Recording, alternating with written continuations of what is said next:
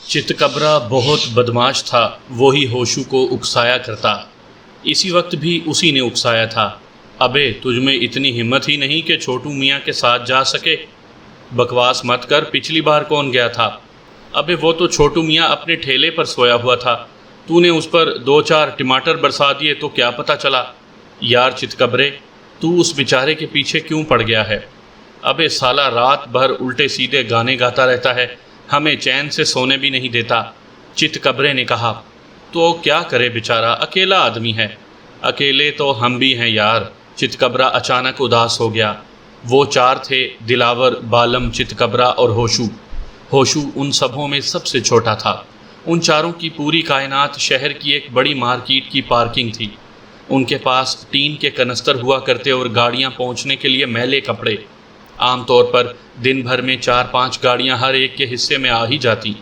دن بھر کی محنت کے بعد 60-70 روپے مل جاتے۔ رات کا کھانا وہ چاروں قریب کے ایک غریب نواز قسم کے ہوٹل میں جا کر کھا لیا کرتے تھے۔ ان کے اخراجات بہت محدود تھے کیونکہ ان کی زندگی بھی محدود تھی، ان کی خواہشات بھی مختصر تھیں۔ چتکبرے کو پھر چھوٹو میاں کا خیال آ گیا۔ اس نے ہوشو سے کہا، جا یار، تو بھی ایک نمبر کا بزدل ہے، ذرا موج مستی رہے گی یار۔ یار دلاور بھائی نے دیکھ لیا تو بہت مارے گا، ہوشو نے کہا۔ ابے تجھے معلوم ہی نہیں ہے، دلاور اور بالم دونوں کو لال گاڑی والی اپنے ساتھ لے گئی ہے۔ وہ کیوں؟ مزدوری کروانے کا کہہ رہی تھی۔ میرے گھر چل کر ذرا سامان سیٹ کر دو، پیسے دوں گی۔ وہ تو مجھ سے بھی کہہ رہی تھی۔ تو پھر تو کیوں نہیں گیا؟ یار اپن آزاد آدمی ہے، ان چکروں میں نہیں پڑتے، چتکبرے نے کہا۔ اب جا، یہ لے سڑے ہوئے ٹماٹر۔ اس نے اپنے تھیلے سے کچھ ٹماٹر نکال کر ہوشو کی طرف بڑھا دیے، برسا دے سالے پر۔ چھوٹو اس وقت بھی اپنے ٹھیلے کے پاس ہی کھڑا ہوا تھا۔ وہ گندے سندے پھل بیچا کرتا، ایسے پھل جنہیں کوئی معقول گاہک خریدنا پسند نہیں کرتا تھا۔ وہ شام کے وقت منڈی چلا جایا کرتا، جہاں اس قسم کے پھل بہت سستے داموں مل جایا کرتے تھے۔ وہ رکشے میں لدوا کر انہیں لا کر اپنے ٹھیلے میں سجا لیتا، زیادہ خراب پھلوں کو ایک طرف پھینک دیتا اور نسبتاً بہتر پھلوں کی اچھی قیمت وصول کر لیا کرتا۔ ان چاروں نے اسے چھوٹو میاں کا نام دے رکھا تھا۔ اس کا قد بہت چھوٹا تھا اور چہرے پر بے شمار داغ تھے۔ چتکبرا اس کے بارے میں کہا کرتا، سالے کا چہرہ بھی سڑے ہوئے امرود کی طرح ہو گیا ہے۔ ہوشو اپنے ہاتھوں میں ٹماٹر لیے چھوٹو بھائی کی پشت پر پہنچ گیا۔ اس نے ایک گاڑی کی آڑ لے کر چھوٹو پر ٹماٹر پھینکنے شروع کر دیے۔ چھوٹو نے مڑ کر دیکھا، ہوشو جلدی سے ایک گاڑی کی سائیڈ میں بیٹھ گیا۔ چھوٹو نے بھنا کر گالیاں دینا شروع کر دیں۔ دوسری طرف سے آواز آئی، چھوٹو میاں کا ڈبہ گول، چھوٹو میاں کا ڈبہ گول۔ یہ چتکبرا تھا۔ ہاں کمینے، تیری ماں کا ڈبہ گول، تیرے باپ کا ڈبہ گول۔ چھوٹو بری طرح دھاڑ رہا تھا۔ ہوشو گاڑیوں کی آڑ لیتا ہوا کھسکتا ہوا وہاں سے فاصلے پر پہنچ چکا تھا۔ چتکبرا دونوں ہاتھوں سے پیٹ دبائے زور زور سے ہنسے جا رہا تھا۔ واہ میرے شیر، کیا کام دکھایا ہے، مزہ آ گیا، سالے کو یاد ہی کرے گا۔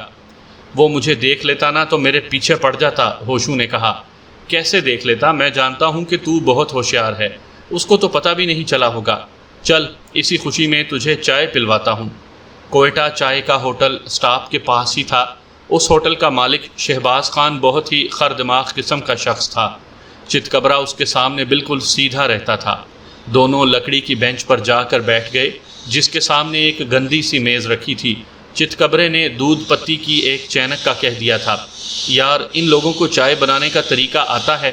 چتکبرے نے ہوشو کی طرف دیکھتے ہوئے کہا، پتہ نہیں بھائی، مجھے تو معلوم ہی نہیں کہ دوسری قسم کی چائے کیا ہوتی ہے۔ ہوشو اداسی سے بولا، مجھے تو جب سے ہوش آیا ہے اسی طرح کی چائے پی رہا ہوں۔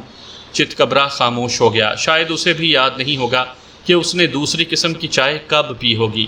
ابھی پٹھان لڑکے نے ان کے سامنے چینک لا کر رکھی تھی کہ دلاور اور بالم بھی ٹپک پڑے۔ ابے ہم جانتے تھے کہ تم دونوں یہیں ہوگے، بالم نے کہا۔ چائے منگواؤں؟ چتکبرے نے پوچھا۔ نہیں، رہنے دے، دلاور بے نیازی سے بولا۔ ابھی ہم فرسٹ کلاس چائے پی کر آ رہے ہیں، ملائی والی۔ ہاں یار، بالم نے انگلیوں سے اشارہ کیا، یہ موٹی ملائی، مزہ آ گیا۔ وہ اپنے ہونٹوں پر زبان پھیرنے لگا۔ یہ دیکھ، ہم دونوں 50-50 کی مزدوری کر کے آ رہے ہیں۔ دلاور نے اپنی جیب سے 50 کا ایک نوٹ نکال کر دکھایا۔ کھانے کو الگ سے ملا، قورمہ اور بریانی۔ تم لوگ مجھے کیوں نہیں لے گئے؟ ہوشو نے شکایت کی۔ ابے تو اس وقت یہ کرنے گیا ہوا تھا، بالم نے چھوٹی انگلی کا اشارہ کیا۔ ادھر لال گاڑی والی کو بہت جلدی ہو رہی تھی۔ اس کا گھر کیسا ہے یار؟ چتکبرے نے پوچھا۔ مت پوچھ، ایک دم فرسٹ کلاس، دلاور نے بتایا۔ ایسے ایسے کمرے کہ دل خوش ہو جائے، اور صوفے تو ایسے نرم کہ اس پر بیٹھو تو اندر ہی دھنس جاؤ۔ یار ان لوگوں کے پاس اتنے پیسے کہاں سے آتے ہیں؟ ہوشو نے حسرت سے پوچھا۔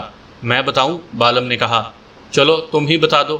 ابے میں پچھلے جمعے کو نماز پڑھنے چلا گیا تھا نا، تو مولوی بتا رہا تھا کہ خدا جس کو چاہے بے حساب دولت دے دیتا ہے، اب یہ اوپر والے کی مرضی ہے۔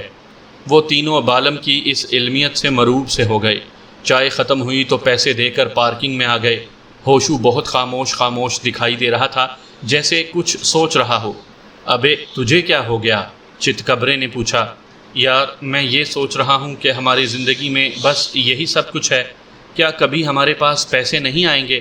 اچھا ہے کہ ہم اسی طرح ہیں، دلاور نے کہا۔ وہ کیوں؟ ابے اگر ہمارے پاس پیسے آ گئے تو ہم ایک ساتھ کہاں ہوں گے؟ ابھی تو سب کی دوستی ہے، پھر بعد میں جانے کہاں ہوں۔ یہ تو کوئی بات نہیں ہوئی۔ چلو ہم ایک وعدہ کر لیتے ہیں، ہوشو نے کہا۔ اگر ہم میں سے کسی کے پاس پیسے آ جائیں تو وہ دوسروں کو بھی اپنے ساتھ رکھے گا، اس کا ساتھ دے گا۔ ہاں بالکل ٹھیک، چتکبرا چہک اٹھا۔ یہ تو ایک دم فرسٹ کلاس معاملہ ہو جائے گا۔ ویسے بھی تو ہم دکھ سکھ میں ایک دوسروں کے ساتھ ہی ہیں یار۔ اچانک چھوٹو میاں کی گرج سنائی دی۔ کمینو یہاں بیٹھے ہو تمہاری تو… انہوں نے مڑ کر دیکھا، چھوٹو میاں اپنے ہاتھ میں ایک بڑا سا پتھر لیے ان کی طرف دوڑا چلا آ رہا تھا۔ اس کے تیور بہت خطرناک ہو رہے تھے۔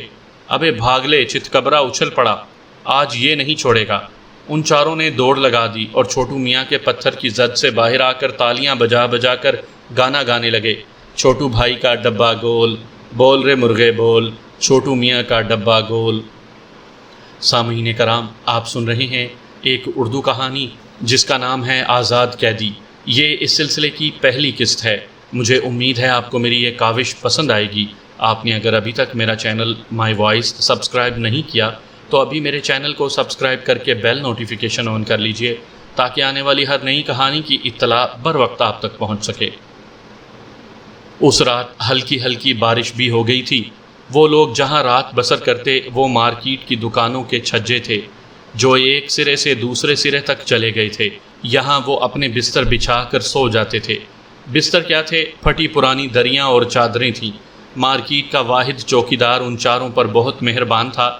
وہ کچھ دیر چکر لگانے کے بعد انہی کے پاس آ کر بیٹھ جاتا۔ گل محمد ایک سیدھا سادہ انسان تھا۔ وہ پہاڑی علاقے سے اپنی تقدیر آزمانے شہر آیا تھا اور یہاں چوکیدار ہو کر رہ گیا تھا۔ گل محمد ان لوگوں کو جب اپنے دیس کی کہانیاں سنایا کرتا تو یہ حیرت سے دیکھتے رہ جاتے۔ گل محمد کی کہانیوں میں برف پوش پہاڑیاں ہوتیں، سرسبز وادیاں ہوتیں اور میٹھے پانی کے جھرنے ہوتے، خوبصورت آنکھوں اور تر و تازہ گالوں والی لڑکیاں ہوتیں۔ اس رات بھی بارش ہوتے ہی وہ ان کے پاس آ کر بیٹھ گیا۔ مارکیٹ کی دکانیں رات 10-11 بجے تک بند ہو جایا کرتی تھیں، پھر پوری مارکیٹ کی فٹ پاتھ پر ان چاروں کا قبضہ ہوتا۔ وہ جہاں سویا کرتے اس سے کچھ فاصلے پر صبح سویرے اخبار والے اخبارات کے بنڈل لے کر آ جایا کرتے اور اخبارات کی سارٹنگ کی جاتی۔ اس دوران میں کوئٹہ چائے والا ان کے درمیان چائے تقسیم کرتا۔ تھوڑی دیر کے لیے ہلچل ہوتی تھی، اس کے بعد اخبار والے 7 بجے تک وہاں سے روانہ ہو جاتے۔ فٹ پاتھ 11 بجے تک خالی ہو جاتے۔ دکانیں 11 کے بعد کھلا کرتی تھیں۔ پارکنگ میں گاڑیاں لگنا شروع ہو جاتی اور یہ چاروں اپنے اپنے ڈبے اور کپڑے لیے پارکنگ کی طرف نکل جاتے۔ کیا زندگی تھی! اس رات جب بارش ہوئی تو گل محمد ایک تھیلی میں ان کے لیے چائے لے کر آ گیا۔ یہ لو یار، گرما گرم چائے۔ واہ گل محمد بھائی، یہ کہاں سے لے آئے؟ دلاور نے تھیلی پکڑتے ہوئے پوچھا۔ یار کوئٹہ والا ہوٹل بند کر کے بھاگنے لگا تھا، ہم نے پکڑ لیا۔ ہم بولا پہلے گرما گرم چائے بناؤ پھر دفع ہو جاؤ۔ زور کی ہوا کے ساتھ بارش کی پھواریں ان تک آنے لگی تھیں۔ ہلکی ہلکی ٹھنڈک کا احساس ہونے لگا تھا۔ واہ خدا کی شان! گل محمد نے چائے کا گھونٹ بھرتے ہوئے کہا۔ دن میں گرمی پڑتا ہے، رات کو سردی ہو جاتا ہے۔ گل محمد کے پاس کاغذ کے ڈسپوزیبل گلاس ہوا کرتے تھے، وہ ان چاروں کے لیے بھی وہ گلاس ساتھ لے آیا تھا۔ یار گل محمد بھائی، تم بہت اچھے آدمی ہو، بالم نے کہا۔ تم ہم لوگوں کا بہت خیال رکھتے ہو۔ اور کیا، چتکبرے نے تائید کی، ورنہ دکانوں کے فٹ پاتھ پر سونے کی اجازت کیوں دیتے؟ واہ رے واہ! گل محمد ہنس پڑا۔ کیسا موٹا موٹا باتیں کرتا ہے، اجازت کس نے سکھایا ہے؟ یار میں نے 6 جماعتیں پڑھ رکھی ہیں، چتکبرے نے فخریہ بتایا۔ پھر کیا ہوا؟ اب رہنے دو یہ لمبی کہانی۔ نہیں یار، آج تو تم لوگ اپنا اپنا کہانی سناؤ۔ دیکھو ہم نے اپنا سارا کہانی بتایا ہے، تم لوگوں نے نہیں بتایا۔ ہاں یار آج یہ بھی ہو جائے، دلاور نے کہا۔ ہم لوگ یہاں آسمان سے تو نہیں ٹپکے ہوں گے نا، کہیں نہ کہیں سے تو آئے ہیں۔ اب تو ہم یہیں کے ہو گئے ہیں دلاور بھائی، ہوشو دھیرے سے بولا۔ اب یہی ہماری دنیا ہے، یہی ہماری کہانی ہے۔ چل ہوشو پہلے تو بتا، دلاور نے کہا۔ تیرے ساتھ کیا ہوا تھا؟ تو کہاں سے آیا ہے؟ میری کہانی یہ ہے دلاور بھائی کہ مجھے یہ نہیں معلوم کہ میرا باپ کون ہے، ہوشو نے بتایا۔ اور ماں؟ وہ تو ہوگی نا۔ ہاں وہ بیچاری تو ہے، ہوشو دھیرے سے بولا۔ اس کی آنکھوں میں یادوں کے چراغ جل اٹھے تھے۔ وہ ایک بڑا سا احاطہ تھا جس کا ایک بڑا گیٹ تھا۔ اس گیٹ پر ایک خونخوار سا دربان بیٹھا رہتا تھا جو ہر آنے جانے والے پر کڑی نگاہ رکھتا تھا۔ احاطے میں کچرے کے ڈھیر لگے ہوئے تھے، ان ڈھیروں کے درمیان ہی سے لکڑی کا ایک کھڑکھڑاتا ہوا زینہ اوپر چلا گیا تھا۔ پھر ایک طویل سا کوریڈور جس میں دونوں طرف چھوٹی چھوٹی کوٹھریاں بنی ہوئی تھیں۔ یہ بہت پرانی عمارت تھی، نہ جانے کس زمانے کی بنی ہوئی تھی۔ ہو سکتا تھا کہ انگریزوں کے زمانے میں یہ کوٹھریاں سپاہیوں کے رہنے کے کام آتی ہوں، لیکن اب یہاں عورتیں رہا کرتی، اترے ہوئے چہروں اور ڈھلکے ہوئے جسموں کی عورتیں، جن کو دنیا بھر کی بیماریاں لاحق تھیں۔ ان میں کچھ لڑکیاں بھی ہوں گی، لیکن ان کو لڑکیاں نہیں کہا جا سکتا تھا، وہ سب اجڑ چکی تھیں۔ ان میں سے کچھ ایسی بھی تھیں جن کی اولادیں بھی ہوا کرتیں۔ وہ اولادیں کچرے بھرے احاطے میں گندے کیڑوں کی طرح دن بھر رینگتی رہتیں۔ یہ عورتیں دن بھر ایک دوسرے کو گندی گندی گالیاں دیتی رہتیں اور شام ہوتے ہی میک اپ تھوپ کر آنے والوں کے انتظار میں بیٹھ جاتیں۔ یہ بہت مختلف دنیا تھی، لیکن اس احاطے میں پرورش پانے والے بچوں کو یہ معلوم ہی نہیں تھا کہ اس کے علاوہ اور کوئی دنیا بھی ہے۔ ہوشو انہی عورتوں میں سے ایک کا بیٹا تھا۔ وہ جس عورت کے ساتھ رہتا وہی اس کی ماں تھی، جسے وہ کاکی کہا کرتا۔ ایک کاکی تھی جو ہر طرح اس کا خیال کرتی، ورنہ دوسری تو اس کا مذاق اڑایا کرتی۔ وہ اسے لونڈیا کہا کرتی کیونکہ وہ بات بات پر شرما جایا کرتا۔ اس کی سمجھ میں نہیں آتا تھا کہ یہاں ہوتا کیا ہے۔ وہ دیکھتا کہ جب کوئی آدمی اس کے ماں کے پاس آتا تو اس کی ماں اسے کمرے سے باہر چلے جانے کا کہتی۔ کبھی کبھی وہ اس کے ہاتھ پر 10 کا ایک نوٹ بھی رکھ دیتی۔ یہ لے بیٹا، جا کر آئس کریم کھا لے، اور ہاں ذرا دیر سے آنا۔ پھر دروازہ بند ہو جاتا اور وہ نوٹ ہاتھ میں لیے سوچتا رہتا کہ یہ سب کیوں ہو رہا ہے، کیا ہو رہا ہے۔ اس احاطے کی نگراں یا مالک 50-55 برس کی ایک بدصورت عورت تھی، جس کی آواز اتنی کرخت اور بلند تھی کہ جب وہ دھاڑتی تو پورا احاطہ گونجنے لگتا تھا۔ اس نے 4 آدمی بھی پال رکھے تھے۔ وہ چاروں بہت خبیث صورت کے مکروہ لوگ تھے۔ وہ بہت بے رحم ظالم تھے۔ کبھی کبھی وہ احاطے کی کسی عورت کو اتنی بے دردی سے مارا کرتے کہ دوسری عورتیں سہم کر رہ جاتیں۔ ایسے موقعوں پر ہوشو کاکی کی آغوش میں چھپ جایا کرتا۔ وہ کاکی سے پوچھتا کہ وہ آدمی اس بیچاری کو کیوں مار رہے ہیں، تو وہ خاموش رہتی یا پھر اسے سینے سے لگا کر رونے لگتی۔ ایک رات اس نے ہوشو سے کہا تھا، ہوشو بیٹا تو یہاں سے چلے جانا، یہاں نہیں رہنا۔ کہاں جاؤں گا کاکی؟ میں نہیں جانتی بیٹا، میرے پاس تیرے اس سوال کا جواب نہیں ہے، لیکن اتنا ضرور جانتی ہوں کہ یہ جگہ تیرے لیے نہیں ہے، یہ بہت بری جگہ ہے بیٹا۔ تو پھر کاکی تم کیوں رہتی ہو؟ تم بھی چلو نا میرے ساتھ۔ نہیں بیٹا میں نہیں جا سکتی، کاکی کہا کرتی، میں مجبور ہوں۔ اس احاطے سے باہر کی دنیا ہوشو کے لیے صرف ایک گلی تھی، بہت تنگ اور دور تک چلی گئی تھی، اور اس کے دونوں طرف غلیظ قسم کی چھوٹی چھوٹی دکانیں تھیں۔ کاکی جب اسے کچھ پیسے دیتی تو وہ انہی دکانوں سے کچھ لے لیا کرتا۔ وہ بڑی آسانی سے اس احاطے کے گیٹ سے باہر آ سکتا تھا۔ اس احاطے کے دربان لڑکوں کو کچھ نہیں کہتے تھے، لیکن بیچاری لڑکیاں گیٹ سے باہر قدم بھی نہیں نکال سکتی تھیں، انہیں ڈانٹ کر واپس بھیج دیا جاتا۔ اس کی ایک دوست تھی، اسی احاطے میں رہنے والی ایک عورت کی بیٹی، سلمیٰ نام تھا اس کا، 9-10 برس کی، بہت خوبصورت سی، دودھ جیسا رنگ، بڑی بڑی آنکھیں، کمر تک آتے ہوئے بال۔ اس کا بہت خیال رکھا جاتا۔ اس کی ماں کے علاوہ احاطے کی مالکہ بھی اس کا بہت خیال رکھتی تھی۔ ہوشو دیکھتا کہ سلمیٰ کے لیے خود مالکہ اچھے اچھے کپڑے لے کر آیا کرتی۔ وہ اکثر کہا کرتی، ارے تو بہت بھاگوان ہے، یہ جو تیرا رنگ و روپ ہے نا، یہ آگے چل کر قیامت ڈھا دے گا۔ سلمہ کی سمجھ میں نہیں آتا کہ اس کے رنگ و روپ میں ایسی کون سی بات ہے جو آگے چل کر قیامت ڈھا دے گی۔ وہ ہوشو سے کہا کرتی، ہوشو یہ سب میرے لیے کیسی کیسی باتیں کرتے ہیں، میری تو کچھ سمجھ میں نہیں آتا۔ ہوشو کے پاس اس کے اس سوال کا کوئی جواب نہیں ہوتا تھا۔ ویسے تو سلمہ کا ہر طرح خیال رکھا جاتا، لیکن اس کے ہاتھ میں کبھی پیسے نہیں دیے جاتے، جبکہ ہوشو کی کاکی اس کو پیسے دیا کرتی۔ ہوشو جب بھی بازار جاتا، سلمہ کے لیے اس کی پسند کے چاکلیٹ ضرور لے کر آتا تھا۔ سلمہ اس سے کہا کرتی، ہوشو تو میرے لیے یہ سب کیوں کرتا ہے؟ ہوشو کی سمجھ میں نہیں آتا کہ وہ سلمہ کے لیے یہ سب کیوں کرتا ہے۔ اس احاطے میں تو اور بھی بہت لڑکیاں تھیں، لیکن ہوشو کو سلمہ ہی کا خیال رہتا تھا۔ سلمہ کو پڑھانے کے لیے ایک ٹیوٹر بھی آیا کرتا۔ وہ ایک جوان اور مہذب قسم کا نوجوان تھا، بیچارہ نہ جانے کس طرح اس احاطے میں ٹیوشن پڑھانے آ گیا تھا۔ سلمہ کی ماں نے جس وقت اس کا انٹرویو لیا، اس وقت اتفاق سے ہوشو بھی وہیں موجود تھا۔ سلمہ کی ماں نے اس ٹیوٹر سے کہا، دیکھو بھائی، ذرا کان کھول کر سن لے، میری بچی کو صرف پڑھانے کی کوشش کرنا، اس سے عشق مت شروع کر دینا۔ یہ آپ کیسی باتیں کر رہی ہیں؟ وہ بلبلا کر بولا، میرا کام پڑھانا ہے، وہی میں بھی سمجھا رہی ہوں، میری لونڈیا ہے، بہت خوبصورت، ایسا نہ ہو کہ تو اس سے کوئی چکر شروع کر دے۔ آپ یہ سب کیوں کہہ رہی ہیں؟ مجھے نہیں پڑھانا، میں جا رہا ہوں۔ اچھا، ناراض نہ ہو، 1000 روپیہ دوں گی مہینے کے، اس کو بس چلتا کر دے، انگریزی آ جائے اس کو۔ شاید 1000 روپے کا لالچ ہی تھا کہ وہ بیچارہ ٹیوٹر ناراض ہو کر جاتے جاتے پھر رک گیا۔ سلمہ اپنے اس ماسٹر کے بارے میں ہوشو کو بتایا کرتی، ہوشو وہ تو جب مجھے دیکھتا ہے نا تو بس دیکھتا ہی رہتا ہے۔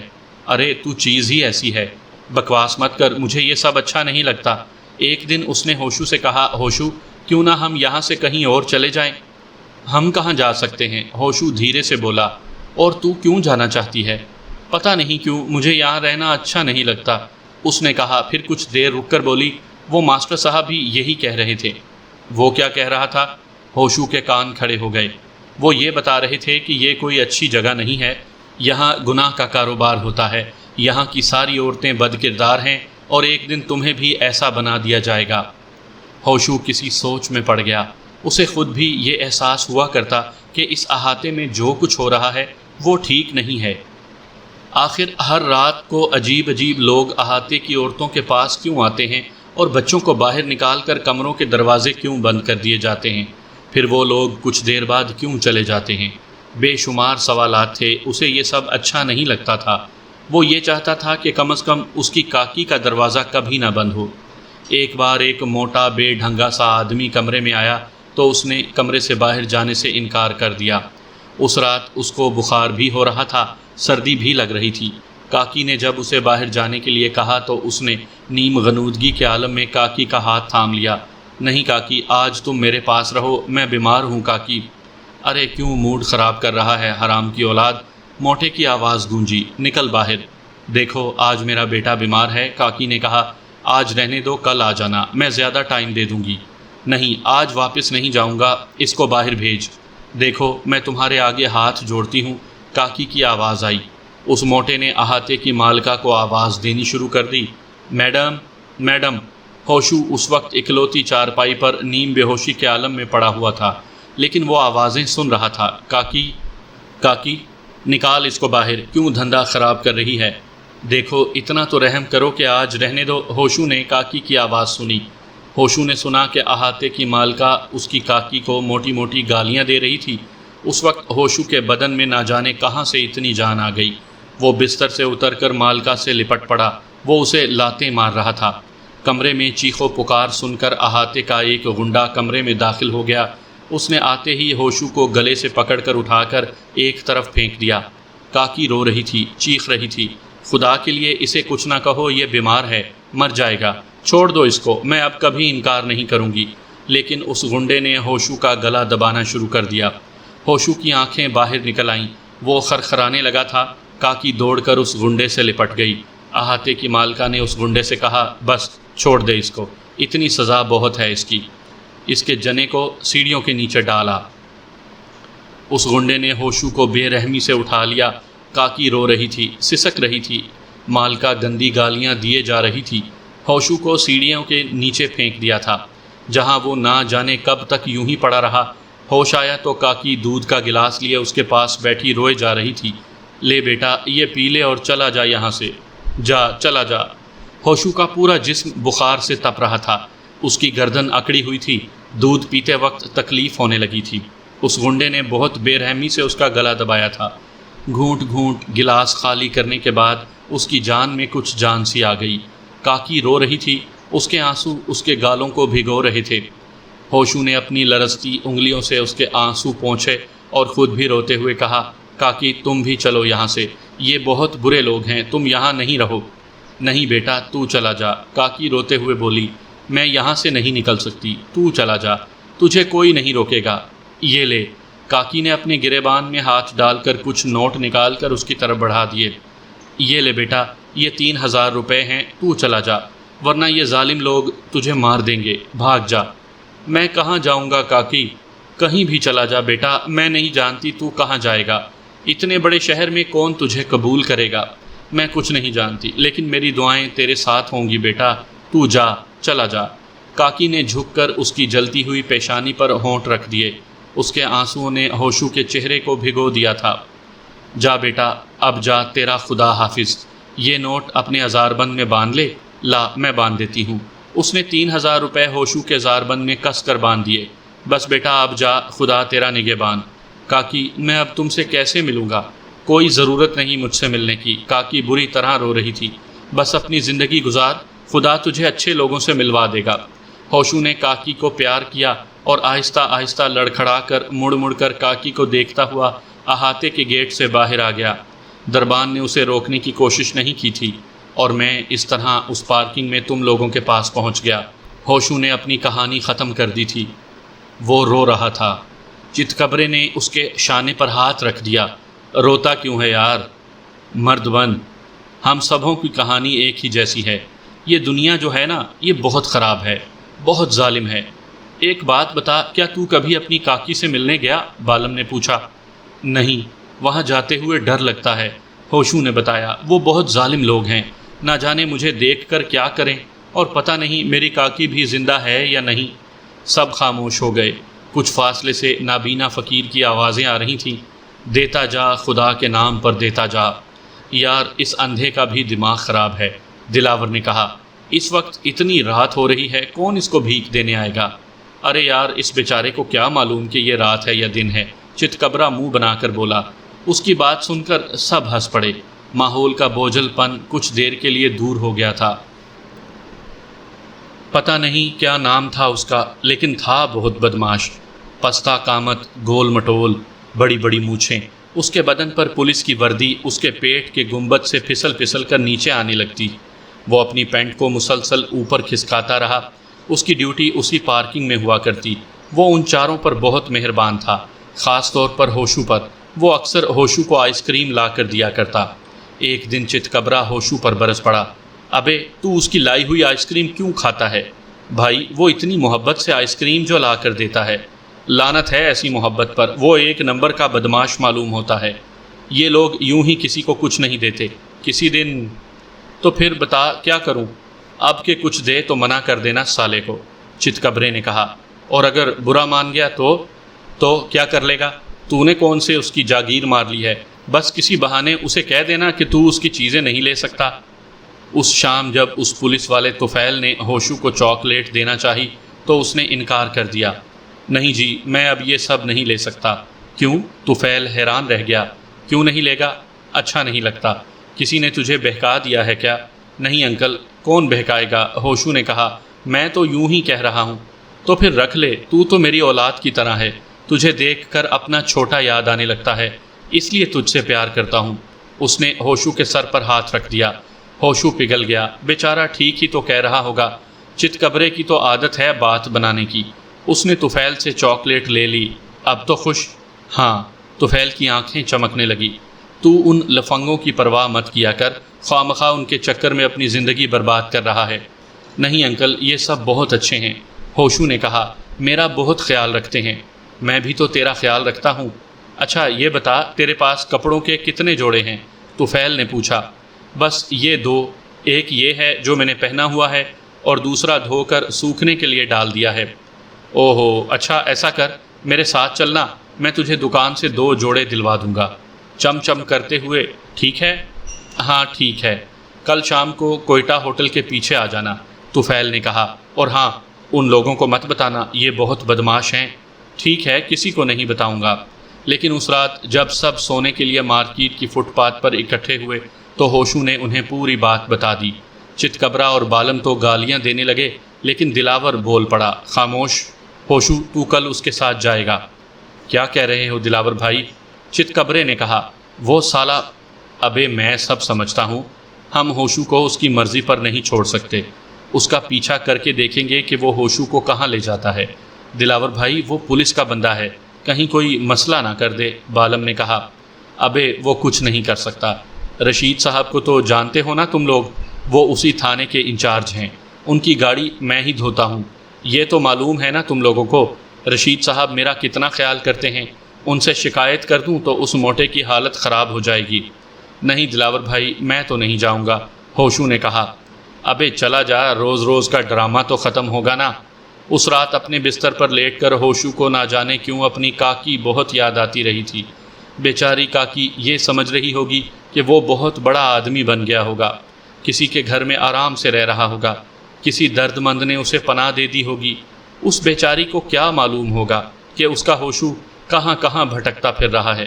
کاکی کو یاد کرتے کرتے اس کی آنکھوں میں آنسو آ گئے۔ دوسرا دن ان سبھوں کے لیے بہت سنسنی خیز تھا۔ شام کے وقت ہوشو کو طفیل کے ساتھ جانا تھا اور ان تینوں کو پیچھا کرنا تھا۔ اس دن چتکبرے نے چھوٹو میاں سے بھی چھیڑ چھاڑ نہیں کی، اس لیے پارکنگ میں چھوٹو میاں کی گالیاں نہیں گونج سکی تھیں۔ ہوشو بہت گھبرایا ہوا تھا، لیکن وہ تینوں اس کا حوصلہ بڑھا رہے تھے۔ ابے گھبراتا کیوں ہے، وہ کچھ نہیں کر سکتا۔ ان سبھوں نے مغرب سے پہلے ہی کام بند کر دیا تھا۔ حالانکہ مغرب کے وقت ایک لمبی چوڑی گاڑی دلاور کے حصے میں آئی تھی، لیکن اس نے کام کرنے سے انکار کر دیا تھا۔ مغرب کے بعد ہوشو ان لوگوں کی طرف امید بھری اور سہمی نگاہوں سے دیکھتا ہوا کوئٹہ ہوٹل کی طرف چل پڑا۔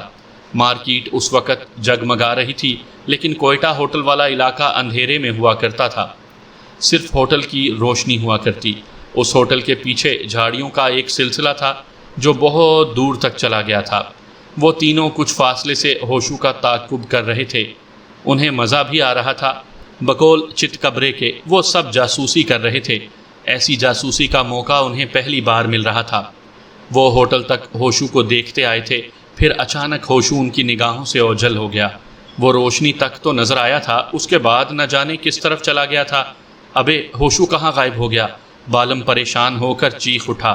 پتہ نہیں، ہوٹل تک تو سامنے ہی تھا، چتکبرے نے کہا۔ چلو جلدی سے پچھلی طرف چلو۔ دلاور نے ہوٹل کی عقبی جھاڑیوں کی طرف دوڑ لگا دی۔ تینوں جھاڑیوں میں گھس پڑے، جن کے درمیان ایک راستہ بھی بنا ہوا تھا، لیکن ہوشو کا کوئی پتہ نہیں تھا۔ ابے کہاں چلا گیا؟ بالم ادھر ادھر دیکھتے ہوئے بولا۔ آواز دوں؟ چتکبرے نے پوچھا۔ نہیں، دلاور نے منع کر دیا، آواز دینے سے سالہ طفیل ہوشیار ہو جائے گا، بس خاموشی سے اس کو تلاش کرتے رہو۔ پھر ایک طرف سے ایک گھٹی ہوئی آواز آ کر اس طرح خاموش ہو گئی جیسے کسی کا منہ دبا دیا گیا ہو۔ وہ اس طرف، دلاور نے اشارہ کیا، لیکن بہت چپ چاپ، کوئی آواز نہیں نکلے اور نہ ہی ان کے سامنے جانا ہے۔ تینوں جھاڑیوں کے درمیان راستہ بناتے ہوئے آگے بڑھتے رہے۔ ایک جگہ انہیں دونوں دکھائی دے گئے۔ طفیل نے بہت سختی سے ہوشو کا منہ دبا رکھا تھا۔ ہوشو اس کی گرفت سے نکلنے کی جد و جہد کر رہا تھا۔ بس اب تم لوگ بالکل چپ رہو۔ دلاور نے اندھیرے میں ٹٹول کر ایک پتھر اٹھا لیا۔ پہلا ہی پتھر ٹھیک نشانے پر لگا تھا۔ دلاور نے طفیل کی کمر کا نشانہ لیا تھا۔ ایک چیخ کے ساتھ اس نے بوکھلا کر ہوشو کو چھوڑ دیا۔ دلاور کا دوسرا پتھر اس کی پیٹھ پر لگا، اس کے ساتھ ہی طفیل نے گندی گندی گالیاں دینا شروع کر دیں۔ پھر اچانک ایک زوردار چیخ کے ساتھ ایک طرف الٹ گیا۔ چتکبرے نے اس کے سر کا نشانہ لے کر پتھر چلایا تھا، اس کے گرتے ہی ایک سناٹا سا ہو گیا۔ ہوشو خوف زدہ ہو کر اس طرف دوڑ آیا جہاں یہ تینوں چھپے ہوئے تھے۔ دلاور بھائی، کیا ہو گیا ہے اس کو؟ ہوشو نے خوف زدہ ہو کر پوچھا۔ ابے جو ہوا ٹھیک ہی ہوا، چتکبرے نے کہا۔ نہیں بھائی، وہ تو بالکل بے جان ہو گیا ہے، اس کے تو ہاتھ پاؤں بھی نہیں ہل رہے، بالکل بے جان ہو رہا ہے۔ ابے سالہ کہیں مر تو نہیں گیا؟ بالم نے اندیشہ ظاہر کیا۔ دلاور بھائی، میں نے تو بس یوں ہی اس کا نشانہ لیا تھا۔ چتکبرا بری طرح خوف زدہ ہو رہا تھا۔ کیا معلوم تھا کہ پتھر اس کے سر پر لگے گا؟ اچھا اب زبان بند رکھنا، دلاور نے کہا، میں دیکھ کر آتا ہوں۔ دلاور بہت گھبرایا ہوا واپس آیا تھا۔ یار وہ تو مر گیا، اس نے بتایا۔ مر گیا؟ سب چیخ اٹھے۔ ہاں بس خاموش، بھول جاؤ کہ ہم اس طرف آئے تھے، سمجھے؟